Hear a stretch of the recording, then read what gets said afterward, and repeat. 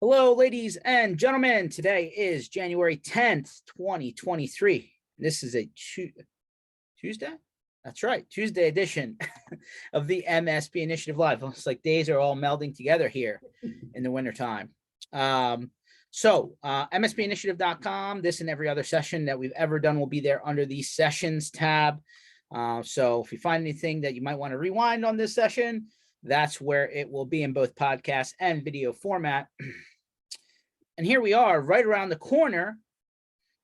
We're going to be seeing an in-person event by our friends at Threatlocker. Also, our special guest speaker today, Antoine Jones from Threatlocker. So Zero Trust World 2023, right? I mean, we're like just about a month away, right? Less. So we're doing it a little earlier this year. So it's February 1st through the 3rd, if I remember correctly. And I think I do. All right, let's pull it up because this guy is going to be in Florida, not necessarily in Orlando like last year, but Champions Gate for anyone who's familiar with Florida. So we're 21 days away. There's the counter. So tell me, for anyone that, number one, has never been to a Zero Trust World, what are we going to get this year? Yeah, so, Zero Trust World, really the name of the game there is learning and education. So we're going to have, some of your typical, fun show stuff, but, we're going to have hacking demos. We're going to have Threatlocker training. We're going to have rubber ducky training. We're going to have a lot of things that, are going to be very interesting to a lot of the attendees at the show. Now we will have, like I said earlier, some of your more typical trade show activities. We're going to have fun doing all of it. We're going to have some really great speakers, but the name of the game really is in education. We're going to talk about everything from insurance to compliancy, but I think the hands-on labs and the interactive things are going to be among the most interesting for the attendees and hopefully also the most rewarding. Awesome. So there's still time.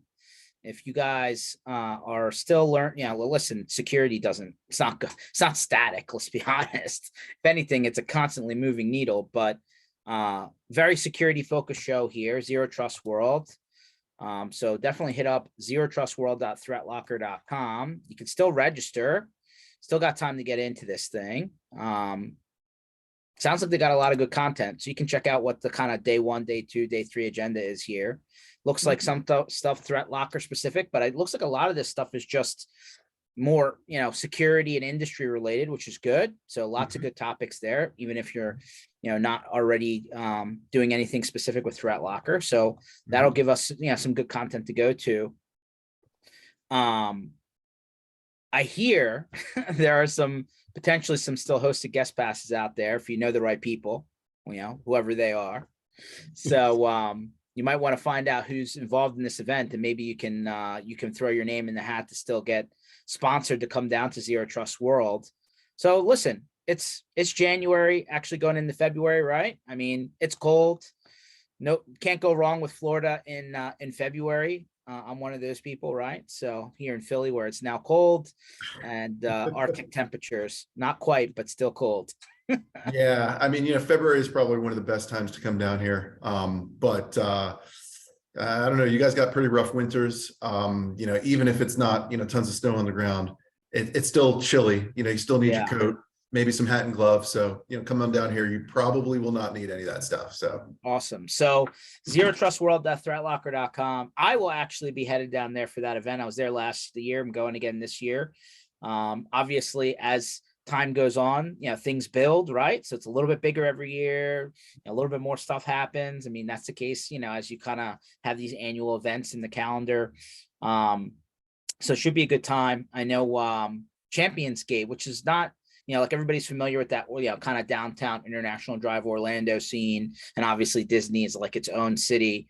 I guess that's a little bit out in the other direction.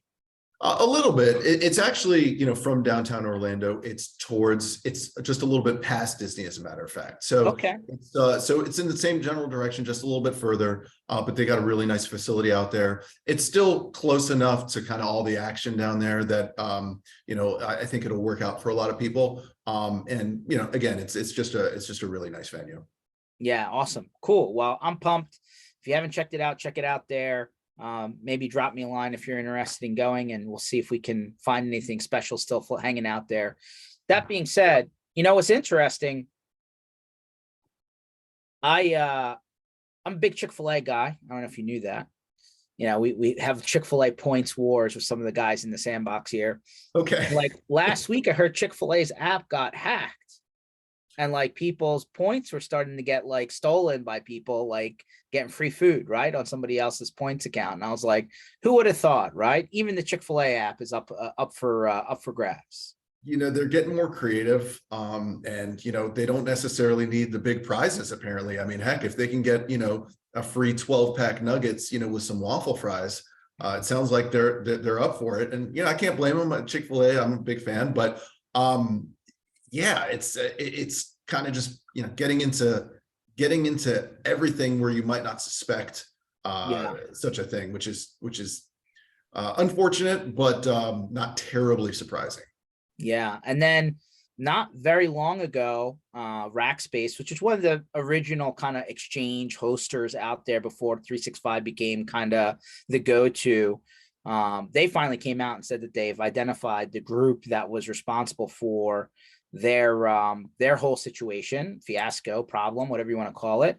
And then just last week, not even last week, just in the last couple of days, they said that there's all these vulnerabilities in on-prem exchange servers still present with these shells, and they have put out a warning that these things need to be kind of plugged in if you're still doing your own exchange server hosting, which, let's be honest, still a lot of them out there.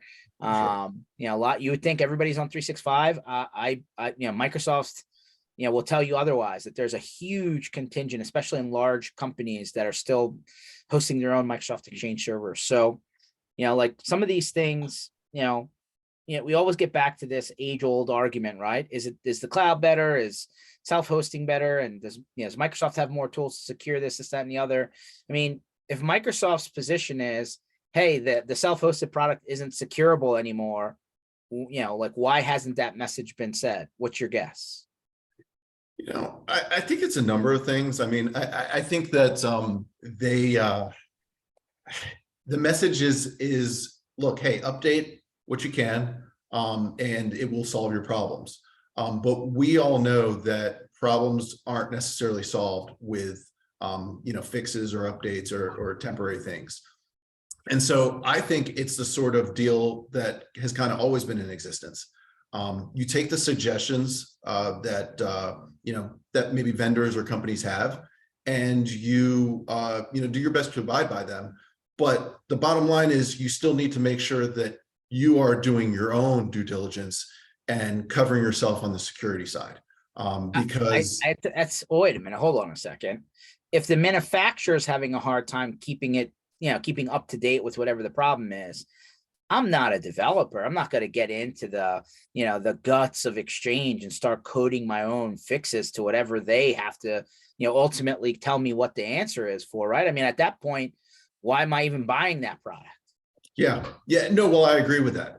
But, if these products were perfect, if everything was perfect, we wouldn't have the issues that we have continuously have, and that, like you alluded to earlier, are kind of increasing in specificity or that sort of thing. So yeah, it's kind of a tough pill to swallow when you're hearing these things from the manufacturer, and you assume that you're doing the best thing possible for your network and for your machines.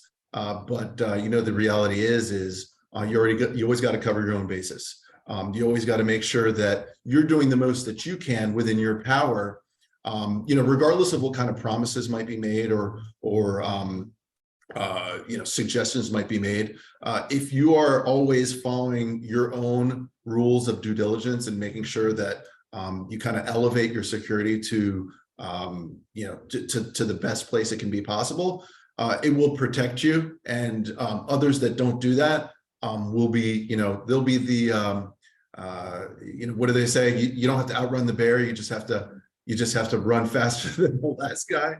I hate to even use that one, but you might be right. Vendors don't have specific knowledge on your network infrastructure. So we need to look at that. And number two is part of our job is to be aware of the traffic that's going on in our network with the understanding that manufacturers and providers are going to screw up. I mean, how many times do you have to have it historically happen to where you go, boy, I can't rely on the good housekeeping seal of approval. So when you look at a lot of, and you forensically go back into a lot of the breaches that occurred because of vendor issues, your first question is, why didn't you notice those traffic anomalies on your network and at least mitigated some of the damage? And so I think it's twofold. I think it's like, you have to be aware of your network, you have to be monitoring it and being aware of traffic patterns and traffic insights and geo boundaries and all those things that are prudent. And so it's kind of a hard pill for me to swallow. Say one component did it. You go, one component did it because 5 others weren't in line. And you don't want those bastions of failure, those single points of failure in anything you do. I think the concern is big picture, right? I mean, does the average IT firm, MSP, put whatever title you think makes sense, CSP, whatever, do they have enough bandwidth to even keep up with that stuff, right? If they don't, then there's great companies out there to partner that'll do that for you. Okay. Like a threat, you go like, here's Threatlocker. You're going, I don't know what you do, so I'll hire you to do it and have enough general knowledge to make sure you're doing what I hired you to do, right? It's my job to look over, sorry if I'm insulting you. No, from the guy from Threatlocker. It's my job to look over your shoulder and make sure I'm getting a value from Threatlocker, right? Like it's a product that's, I don't just plug it in and go, I'm protected, I have Threatlocker. I want to look at the reports. I want to look at the network traffic. I want to look at the anomalies. I want to, and say, yeah, you're a good partner. You're helping me fill a gap. Because that's all they're really doing is they're filling it. I could theoretically create my own Threatlocker. I don't think it's economically feasible, but theoretically you're going like, so it's a scale, right? But it's still my job to make sure they're providing what I have promised to my customer. That's fair. And I agree with you, Keith. I mean, I think it's a question of, you're an MSP, you're the IT firm. Prioritization is the key. So, if you know that you need to make some aspect of, security your top priority, then you take care of it. And like Keith said, if you can't, then you find an outfit or an organization that can help you do so. I think keeping those priorities in check are what help the best MSPs find the most success out there. 100%. So, it's interesting because I think the challenge when it's all said and done is there's a balancing act, right? So I think MSPs have now at least heard the message, whether they believe it or not, whether they drink the Kool-Aid and they practice it. Let's just put that off to the side for a second. They at least heard the message. Hey, if you're doing this kind of business model, chances are that the buck's got to stop at your desk when there's a problem, right? Even if you've contractually limited your liability, just the blowback from your end customer relationship means that you probably lose a customer when an event occurs, right? A security related event. I hate to say that, but that's usually what happens, right? Usually the blame game happens. They point the finger at the IT services MSP company, and then they're the guys on the chopping block, even though, hey, the bad guys are pretty smart, right? I mean, you could have every protection underneath the sun. There's no 100%, right? So the first question is, how do we take this conversation and make it understandable to a non-technical decision maker, right? Because if we can get that part like kind of rolling down the right track, when something does happen, and odds are something will happen, right? At this point, I don't think anyone feels like they're immune. Then like there's actually some sort of realistic conversation about the issue rather than, the blame game. What do you think? Yeah, I mean, I agree. I mean, the bottom line is, an MSP's client is going to look for them for, any sort of, if there's any sort of issue with their network, with their machines, any sort of infiltration, breach, unfortunate event, they're going to turn to them. The key, I think, is before anything happens, when you're getting that customer on board, or immediately once you do have them on board, is say, hey, look, we know it's a sensitive landscape. So what we've done is we've taken, this product and this methodology and this other product, and we are trying to cover our bases as much as we can. Now, unfortunately, as we all know, the bad guys are getting more sophisticated. They're creating better they have better tactics, they're creating better strategies, and we are, doing our best to keep up with them. So we've put these things into place to minimize your risk, and we'll do the best we can. And God forbid something happens, we'll work with you to make sure that everything is as good as we can possibly make it. And I think setting those guidelines will help to make sure that your clients or end users know that you're doing everything for them, and that you're really trying your best. So there's long been I don't know whether it's a paradigm approach, a question on how many tools is required, how much you should overlay feature set and functionality across all of these different, technologies, right? That you can use for security related stuff. I mean, we all agree that the insurance companies have set and continue to raise the bar on what's generally accepted. But, how many times have you gotten into a conversation, Antoine, where somebody's like, well, your system does a little bit of what this other system does a little bit of what this other platform does. And at what point is the overlap almost, creating a value argument? Have you heard that before? I have, and I've come across it, several times. It goes back to, it doesn't really go back to, but you can always refer to, layered security is always a good thing. You go back to the example of the house, you got the front door lock, you got the cameras, you got the alarm system, all those different things protect in different ways. And none of them hurt, they all help. And I think, that's the way. There's a lot of security products out there. So you definitely want to be careful and make sure you analyze all the features and benefits of them all. However, if you do an appropriate evaluation and appropriate analysis, you will ensure that you have the most appropriate stack, given your situation, given your number of clients, et cetera. And do your best to make sure that it's economically viable. We've talked about before, you can't have everything, and there's a lot of stuff out there, but you want to make sure you're making the wisest choices and maximizing the value of the different products you use. Okay. So, it's funny, just offshoot, right? I was actually on the call with an MSP yesterday, and he went to go add a Chrome extension, and it kept on saying error, error, error. And I was like, I've never seen that error before. And it turns out he needed to unlock Threatlocker just to do a Chrome extension install. And I was like, wow, I didn't even consider that. They would consider as simple as a little plugin inside the browser as something that would be application whitelisting. What else does the app, does your specific tool, think about how granular that is, right? I have a browser, I'm going to an app store, I'm effectively just doing a browser plugin. And I never thought that it would be that granular. What else does the app stop? Well, and the bottom line is, we block everything. We block everything, period. And it's that sort of, wide-ranging blockage that makes our product so powerful. And can it be, a little, maybe a little frustrating when you come across it the first time? Sure. But the idea is, while we are helping you kind of implement the solution, we want to make sure that you're able to properly administrate and manage it. So we're going to make sure that you know all those nuances, or as many as we can cover with you, before you actually are handling it for all your clients.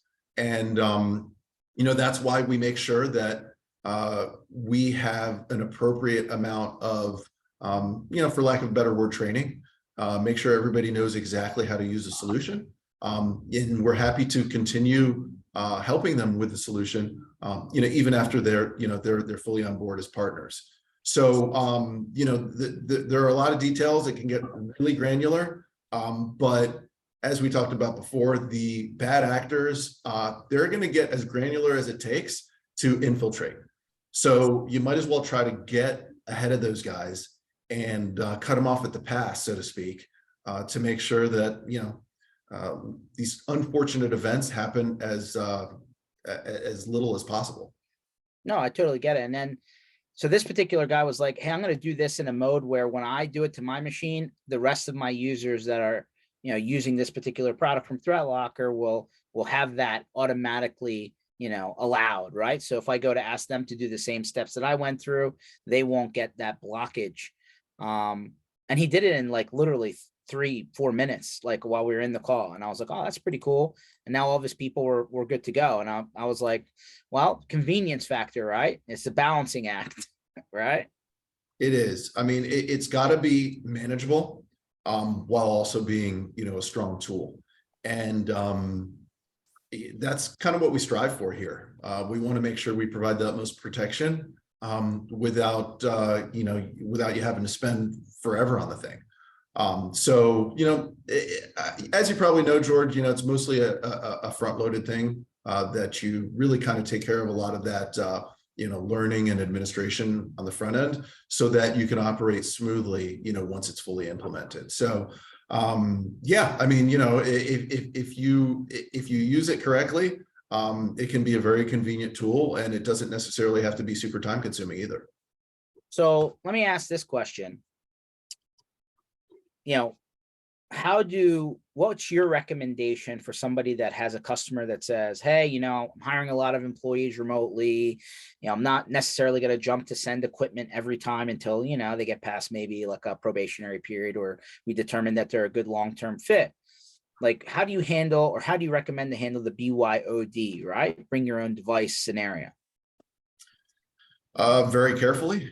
That's a situation that can, you want to handle it very carefully, but at the same time, as you take on those types of clients, you want to make sure that, or I guess end users, you want to make sure that you are able to, again, maximize the protection that they have.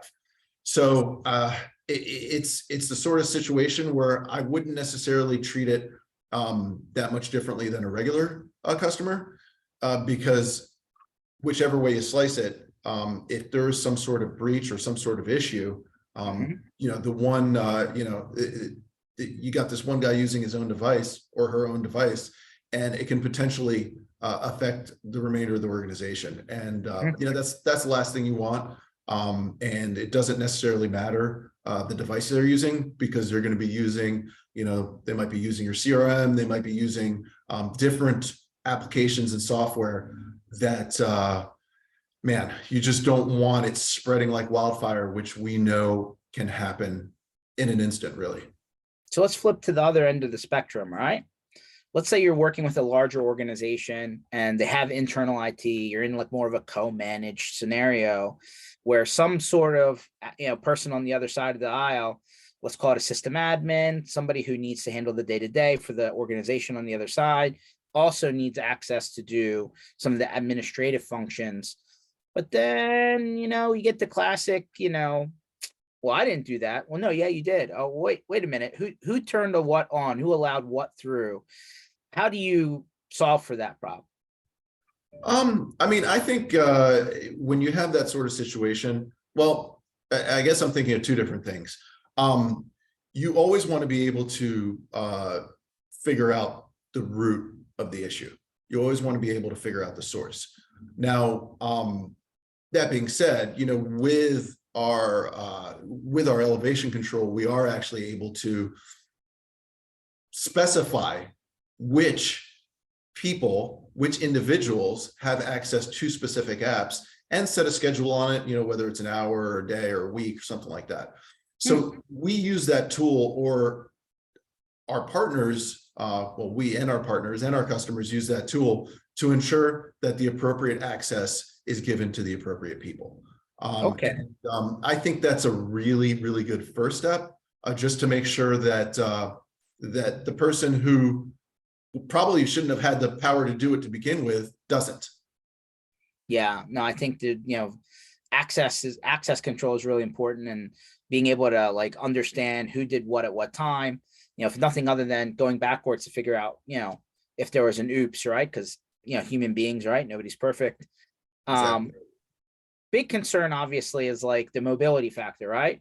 Like obviously people are now out and about, planes, trains, automobiles, maybe a boat here or there with a cigar. But ultimately, like these, more laptops are getting ordered than desktops at this point, right? Everybody's kind of mobile. So like how quickly or like how do these machines out in the wild like capture updates, right? Because like that's the big concern, that everybody's kind of on the current, set of permissions that they should have. You talking about permissions, or are you talking about like updated applications that might Yeah, updated applications. Yeah, well, in our organization, what we do is we make sure that we have a really robust application team that will keep on top of these things. On Patch Tuesday, they're working furiously to make sure that all the updates are in there, so that when our many customers and partners try to access a commonly used application, that they're not going to have an issue where it kind of halts their work for any amount of time. That's the last thing we want. So I think at last count, we had something like 1,500 different built-ins, applications that we update on a regular basis just to make sure that that problem doesn't exist. And that's been really huge for all of our partners, and not difficult to see why.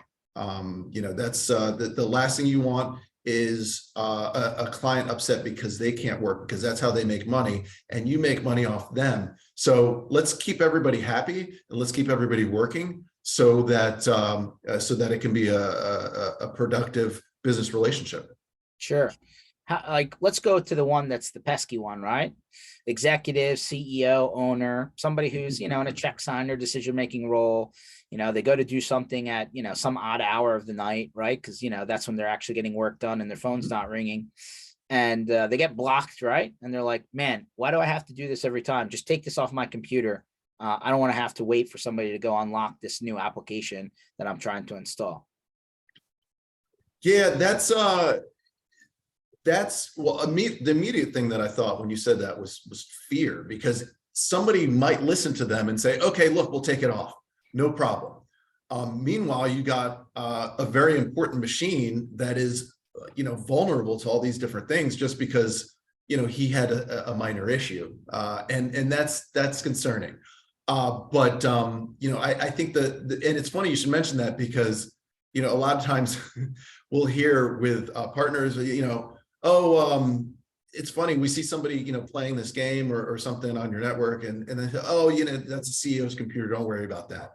And, and that's one thing, right?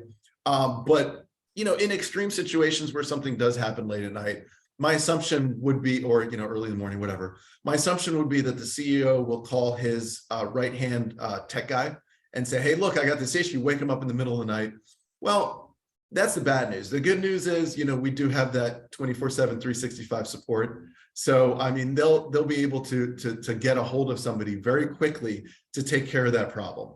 We're not talking, not to toot our own horn or anything, but we're not talking, 10-minute wait times or anything like that. We'll get a human being in less than 60 seconds, just because we know how frustrating it can be to not be able to reach somebody when you need them, especially in any situation, especially in the IT industry.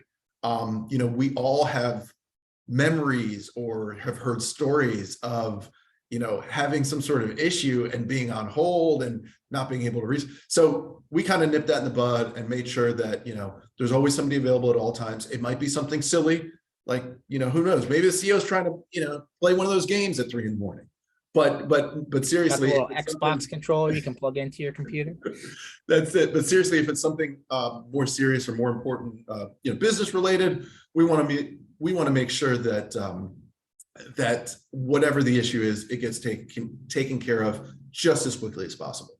So let's talk about compliances, because they seem to be the things that are like, the weeds that are growing up from the ground that you can't get rid of. If anything, they're getting more plentiful than they are going away. So obviously we've heard of CIS controls. We've obviously heard of CMMC. Obviously, if you're working in any sort of medical environment, there's HIPAA compliance, and there's SOX for finance, and all these, things, right, that keep on popping out, especially if you're in a, kind of regulated vertical. Where does your solution help, I don't know, solve for some of these things out of the gate, right? Because, you can create paperwork till you're blue in the face, but you do actually at the end of the day have to, follow certain rules, right? Depending on what we're working against here. Mm-hmm. Yeah, and we definitely check a lot of boxes. I think that as we progress in time, there are going to be more boxes to check off. There are going to be more compliances to adhere to, and people are I guess if you look at allow listing, as we're calling it now, that has been something that has been gaining traction, and I think will continue to gain traction just because of how powerful it really is.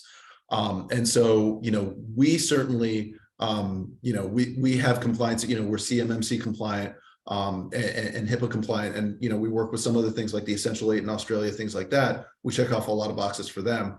I think that I understand, why they're in place, and I understand the importance of it. I just think it's important for us to kind of try to get ahead of any sort of requirements that are put forth, even though some can really be sticklers, and make sure that, hey, if you have some sort of requirement, box to check off, et cetera, that it is easier to find a solution to help you with that, as opposed to having to do a lot of research and dig around. So I think that's going to be a continuing thing, but we're just trying to stay ahead of the curve, I guess. Cool. I remember at last year's Zero Trust World, you guys kind of announced a couple of new things that were coming down the pipe. I'm sure you guys constantly develop things, but one of the ones was a feature that you find in other security platforms, where like if a machine can be kind of taken off the network, right? If a certain conditions met. Can you explain that feature a little bit more? So last year we introduced network access control. Okay? Yeah, that's I guess that was the title of the feature, right? And so it's a dynamic firewall.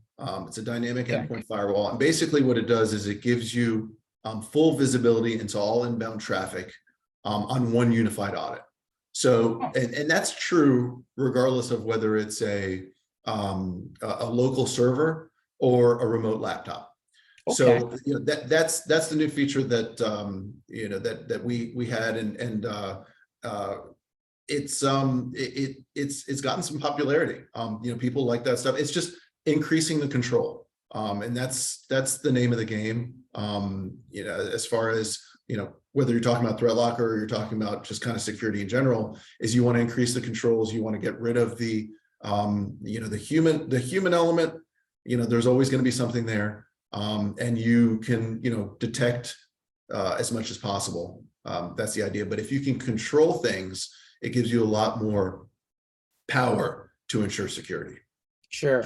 Actually, Pete, who's on the call, popped in and said he thinks that isolation feature I just mentioned also comes along with that the third wall features as part of your acquisition of that solution. So that's cool, right? You're starting to gain all of these kind of vector approaches, right, in order to help secure things. How far is the integration of third wall into like the core Threatlocker stack at this point? Are they still managed separately, or are you beginning to actually centralize that? Yeah, great question. So we are working to fully integrate it into Threatlocker, and the progress is moving along at a nice clip, actually. So we are we're hoping for full integration within Q1. Wow. That was quick. So like I said, we're moving pretty quick. I did say hoping. I'm feeling confident, but you know how that goes. And the idea is that it will be an additional feature of our product. The cool thing about Third Wall is, they do have the interface that allows you to create policies, that work for your organization or for a specific client, all the way down to, the computer. They have different policies, lockout policies, ransomware protection policies. And we thought that it would be, the reason that we acquired the company is because we thought it would be a good addition to what we already have, which, I think is a pretty damn solid foundation as is. So I think one of the things that you guys opened up with when you first kind of launched Threatlocker was the concept of ring fencing. I don't know if that's your word or that's now an industry adopted, idea. What's your definition of ring fencing? How does that feature work? Sure. I think it's our word. I think it's been, I know it's our word. It's been adopted just because, it's got a nice ring to it and it makes sense what it does. So ring fencing. So with the basic core function of Threatlocker, we allow listing. We allow what you need and block everything else. Okay. But then once that has occurred, we take those trusted applications and we ring fence them. So we control how the applications interact with each other. As we all know, and in the past, this was not something that we worried about, but they, the bad actors eventually, and it's been a while now, but determined that, hey, we can go through a legitimate application and kind of gain control there, and like Microsoft Office, for example, and we can then figure out a way to call a powerful administrative tool, whether that be Run DLL, PowerShell, what have you. And from there, it's almost like, wow, okay, it's wide open, do whatever you want. And, that's really the essence of ring fencing, is being able to control how the applications interact with one another. And I think that is, definitely one of the strongest features of Threatlocker. What we love as MSPs and developers, hackers love as well. And PowerShell is one of those prime examples. What we love about PowerShell, the ability to work behind the scenes and apply a lot of fixes and patches without interrupting a user, makes it very attractive to hackers. And you're going you just have to think like that. You're going I like it because, well, you all know that. I can get on a client machine without interrupting this. He doesn't even know I'm there. I could change, all the administrator passwords and changes, a lot of stuff. I could change his printer assignments and his mappings and all that stuff. And you go, that's what we love about it. And the fact that I can invoke a script and, I could be doing it on George's computer right now. He wouldn't even know it. Right. And that's what a hacker loves. So I guess some of the controversy from other people in the sandbox, I call it, was, around, we all, hate to keep on going backwards in time, but it wasn't that long ago, right? When, some of the RMM, PSA, remote access tools, right? Even other security products, right, are used in a bad way, right?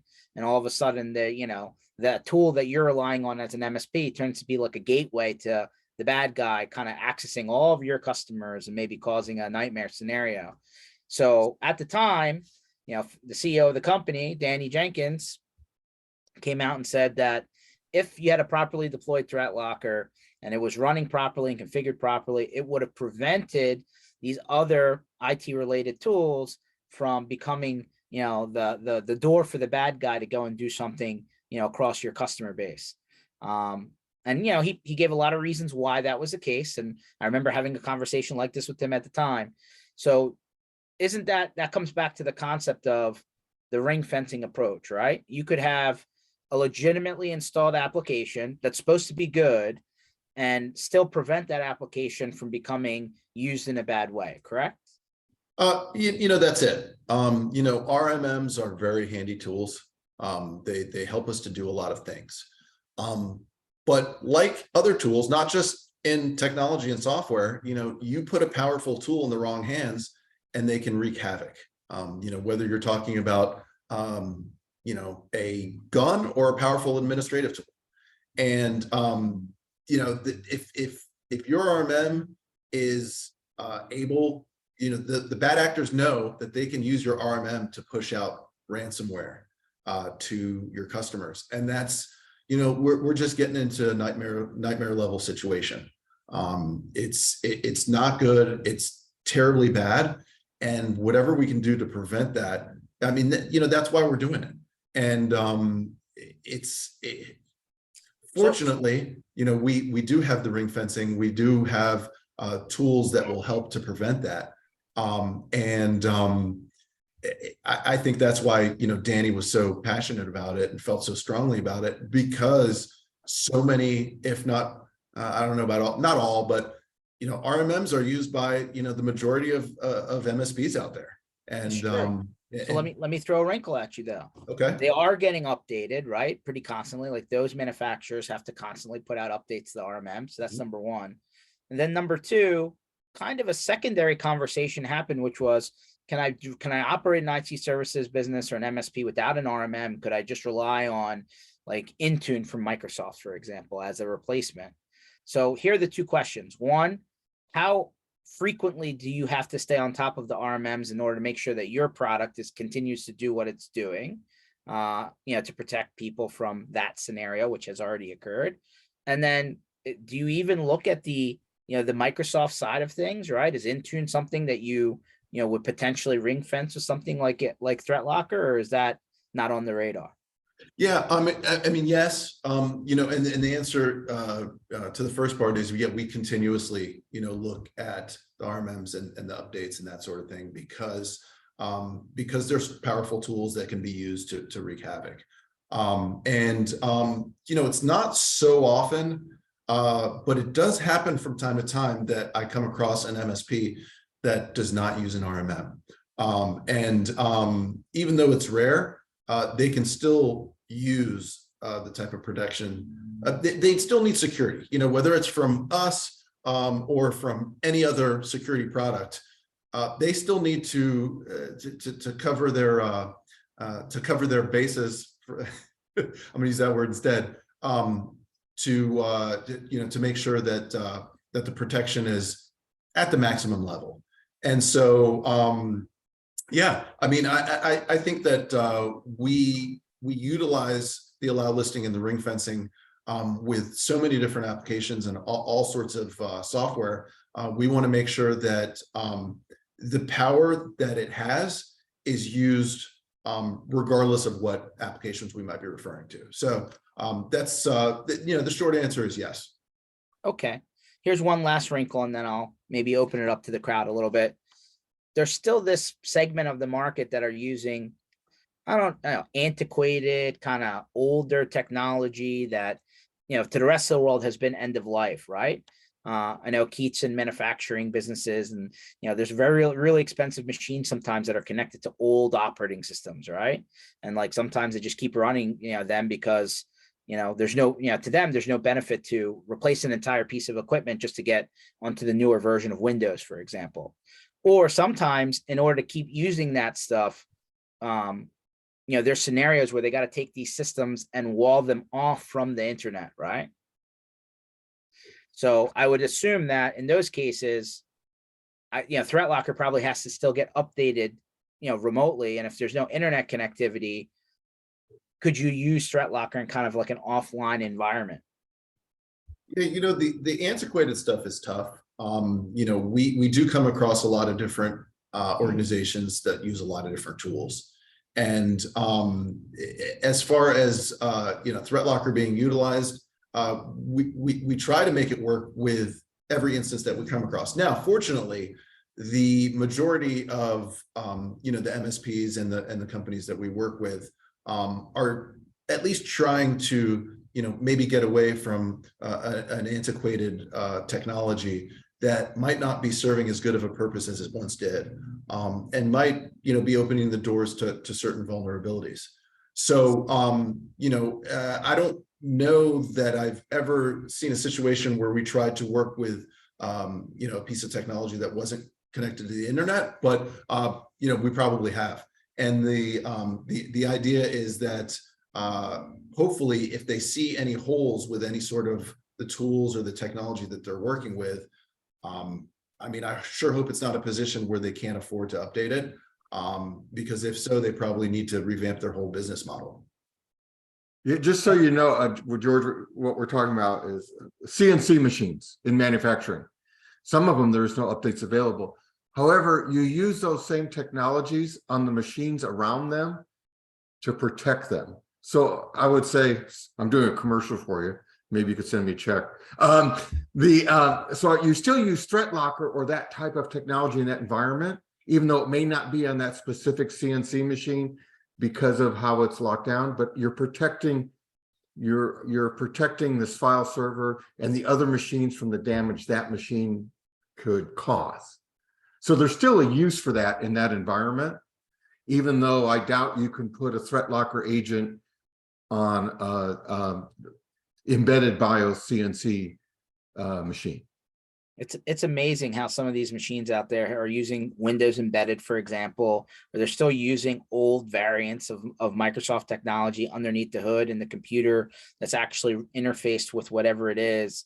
I was talking to a guy the other day who's in pharmaceutical, and they were saying how some of their systems are still running on NT. And I'm like, how is that possible? And how have you not been able to actually update that to modern day technology? I have no clue. And they just say, oh, we just don't have it internet connected. And I'm like, okay, what's your DR strategy for when that NT machine blows up? I don't know. Have you rebuilt one recently? I digress.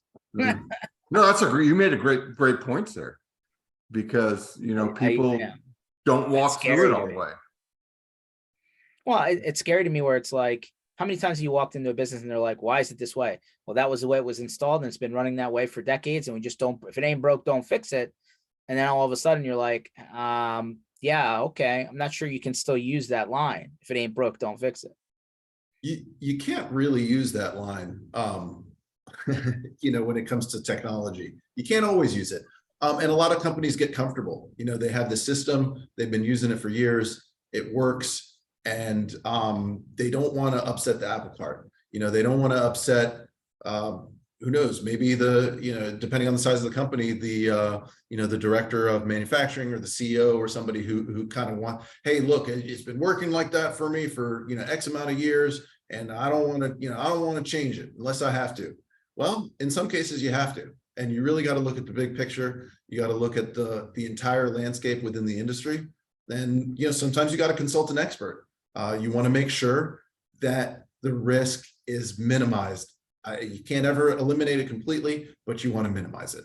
Yeah. So in this case, right, going back to the NT machines, once I got through I don't understand how you're still using this, I was like, why is it still that way? And he's like, oh, well, the company that built it is out of business. And so to have somebody come in and backwards engineer what was there and put it onto more modern stuff outweighs the costs. So we just wall it off and keep it in a bubble that's not internet connected. And I'm like, huh, okay. I was just like, you know, at some point, the hardware that runs this infrastructure is going to blow up, right? How do you keep it running, right? But not my bag. I was just curious. Well, your car didn't break till it died on the freeway. And that's the same thing I always tell them. It's not broken now, but you know, I just assume everything will break because that's what happens in technology world. It doesn't run forever. No, it doesn't. So Keith Nelson, how you doing today, buddy? Excellent. Are you still, you know, how's your mental, you know, situation now since, you know, Dallas lost to the Commanders, Dak Prescott keeps throwing interceptions like water, and now we're going into the playoffs and you got to play the Tom Brady. What's your position? Do I still think that Mike McCarthy needs to push his ass away from the table and start preparing the team? Yes. I think the way they play, losing is one thing. Playing like that's just total crap. I mean, that was like uninspired. You guys could have lost that game.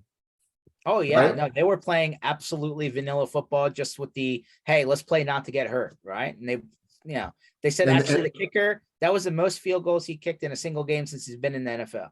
Yeah, and the Giants actually thought that they could make a game of it, right? Mhm. And, Yeah, and they're we're back. playing like we're playing, and I just don't we have a child for a coach, for an orange offensive coordinator who what does he draw it it reminds me of Sandlot football, and that interception going like, what are you doing? Your quarterback is off. What do? You throw the 2-yard, 3-yard swing passes and get him back his confidence? No, you just throw the same pattern that almost got a pick six. And it's almost like, let's redo it so the guy can get a pick six because he dropped the last one. All I know is Dak Prescott was out for what, 8 games this year? And he's still leading the league in interceptions. Yeah, you know what? It's just there's people come up with stats. I don't know how much they matter, but someone sent me something that gave me hope. I guess the Cowboys pattern is loss, win 4, loss, win 4. Have you seen that meme that's out there? I saw that today, yeah. So you're going like, that means we're winning the Super Bowl, right? Mm-mm. Because we only need 4. I wouldn't put my money on that. I was actually going to comment to you that the respect the Eagles are getting on the odds chart is really low. I was surprised. I saw it was very much disrespect, man. You're That's like 4, right? 3 or 4. That's okay. Everybody in the NFC comes through South Philadelphia. Whoever wants to come ready. That's all. Yeah, the team I would worry about if I was you is the 49ers. Okay. They are extremely solid. They're coming together at the right time. They're a real good defense. Their problem is almost in reverse. Garoppolo's ready to play. Now what do you do, right? That's is he healthy again? Yeah, they announced it. So you're going like, wow, isn't that an interesting dilemma? yeah, isn't that a twist?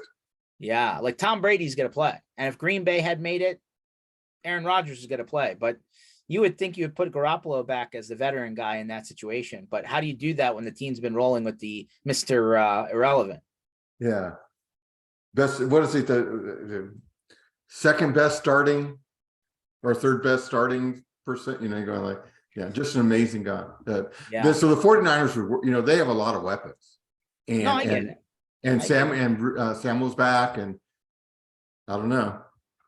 Well, you got to worry about Mr. Playoffs, because I think Tom Brady has more experience than the rest of the quarterbacks in the playoffs combined. Yeah, we got to worry about how bad our offensive, it's like we got a great line to a nothing line. And we're getting a linebacker back. So, I don't know.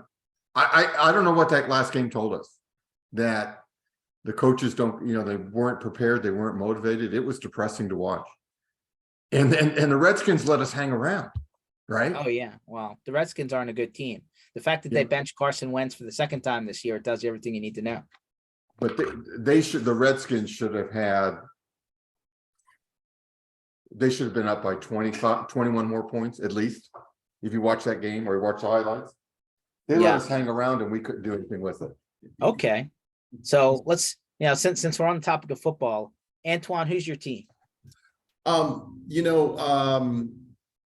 was going to mention, actually, not a huge NFL guy. Okay. But I'm partial to the Bucks. Okay. I like the Bucks.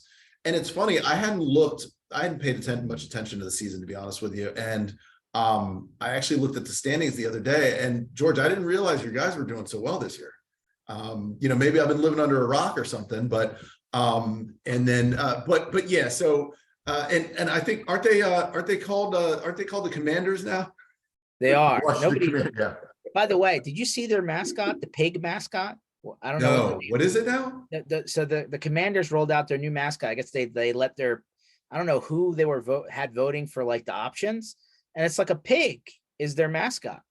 Yeah. Which I don't know what that's to do with Commanders. I was like, who came up with this? Here, let me show you. So Yeah, you change your name from the Redskins to the Commanders. It's called Major Commanders- Tootie. The Commanders are the ones that killed all the Indians. So I mean, I don't know what the point was. well, There you yeah, go. but they were Washington football team in between though, so there's that too. This is the new mascot. What They is said it was called? Snyder's, the end of Snyder at least. And the name is Major Tootie is the name of the mascot. They ran out of ideas on that one. I thought they Actually- were trying to go back to the olden, the Hogs when they. That's what I looked at, but I'm going like I mean, the commander's name, I don't know anybody was a fan of, but the mascot, I think the marketing department needs to go. Well, the funny thing about, I lived in DC for a long time, and the funny thing about, the Skins going, becoming the Commanders is that, we had the Washington Bullets basketball team. And, DC was like the murder capital of the world during that time. And I think it's about right about then where they're like, how about the Wizards, the Washington Wizards? And so it's funny. Who knows what, maybe they'll have to change the name of another team next. I don't know. Yeah, I think branding is a very important thing these days. And I know you don't want to offend anyone, which is impossible because everybody has their own thing, but not sure that mascot was the right one.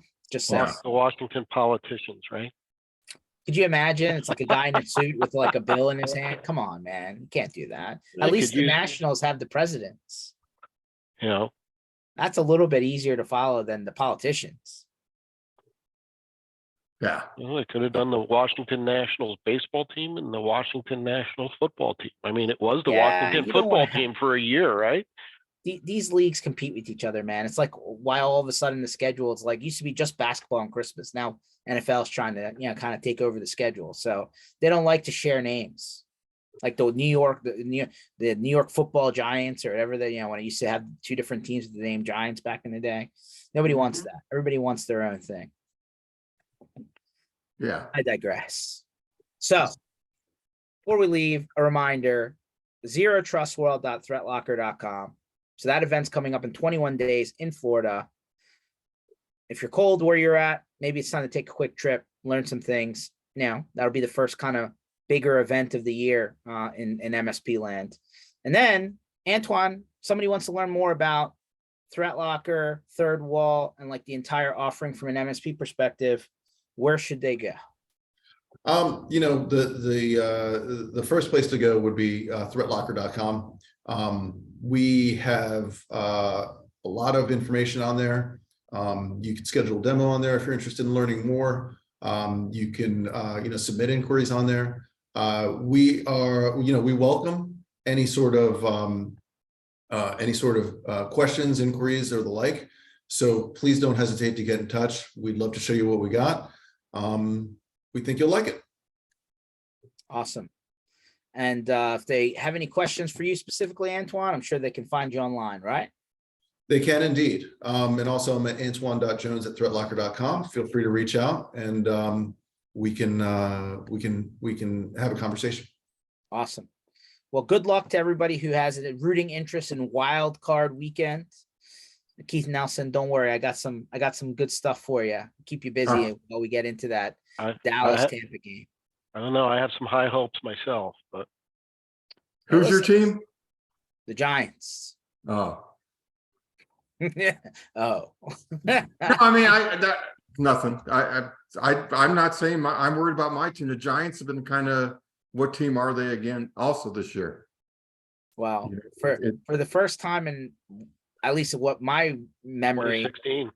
No, for the first time in my memory, almost the entire division was in the playoffs. Yep. When was the last time that happened? That doesn't happen often. Like in the 90s. Yeah, it really doesn't happen. It's a weird year in the NFL. The NFC has had like a NFC East has had a dismal division for 20 years. Yeah. Brian, I saw a quick question almost on the way out the door. So the thing that we were talking about on the last at the beginning of the last episode, MSP Community Minds. There's two events that I had brought up that we're going to be doing in person because we finally parked the bus and we've done enough miles to make the gas station hurt. That's going to be in Dallas, May 8th and 9th, and Denver, August 14 and 15. So we're gonna take a shot at like a community-driven event where we bring experts in from around the industry. And I want everyone to walk away with something in their hand, right? Something more than a presentation that says you should look into, and like actually walk out with something. Yes, they will both be the same, right? We're trying to make sure the speakers are available for both dates, both cities. So hopefully that works out, right? I know sometimes things come up and people get busy, but so far all of the people that we've had committed from an expert standpoint seem to be available for those dates. And we're still in the beginning part of this process too, right? Because we haven't filled out all of those things yet. We just wanted to get some good wins in there from people that we all know around the industry. So just a quick list if you're interested. So far on that list, we have Brad Gross, legal extraordinaire, Kyle Christensen from a company called K7, who's like a profitability guy. We have good old Ken Patterson. Everybody knows and loves him.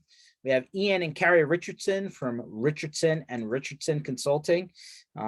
Those guys have been around the industry for a while and have some cool things around how to do prospecting and lead gen. We have Mr. Matt Lee, everybody's favorite, security guru. He's going to be doing some things that are kind of irregardless of your tool set, things that you need to be doing in order to kind of just keep up with some of the things coming down security lane.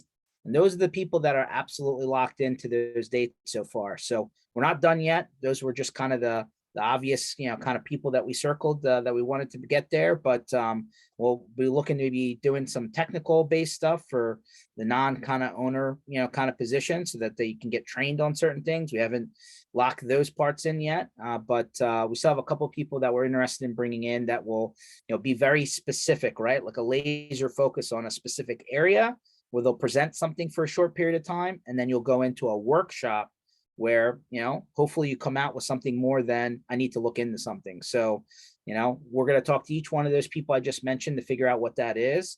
But my hope is that you're walking out with something tangible, right? And like you're getting access to experts that would normally charge you for their time. Well, you're going to get some free advice, right? At least to get you started. Where are you going to hold those? So Dallas, somewhere in Dallas, we haven't set the actual venues yet. We're in the middle of finalizing that, but Dallas is going to be May 8 and 9 and Denver, August 14, 15. So it'll be in a hotel style format. I think the parking lot, unless you're very interested in the parking lot, could do the tent thing, but we're probably going to go indoors for these. Cool. Yeah. So stay tuned. We'll put out more information shortly, but we're kind of excited about them because, again, vendors will be sponsoring the event, but not in a trade show style way. No offense to the table or the booth. You've probably heard me stand on my my soapbox for years saying, why is this blueprint? Why, what everybody does. So we're going to flip this around. We really like the community approach and like send somebody there that can actually network with people. I think that would be the answer, right? Rather than come to my table and here's a brochure. Fair enough. Thanks for asking about that, Brian. We'll keep on giving you guys more information as we put it together. All right, Antoine, really appreciate your time. We'll run into you hopefully soon, and hopefully at Zero Trust World in 21 days, because I know I'll be there. So hopefully I bump into you there. For everyone else, this session was recorded. We're going to put that on mspinitiative.com under session, so you can rewind and listen to some of the things Antoine said. And if you have any questions, shoot him a message. Appreciate it, guys. My pleasure, George. Thank you. You got it, Antoine. Have a good one. So.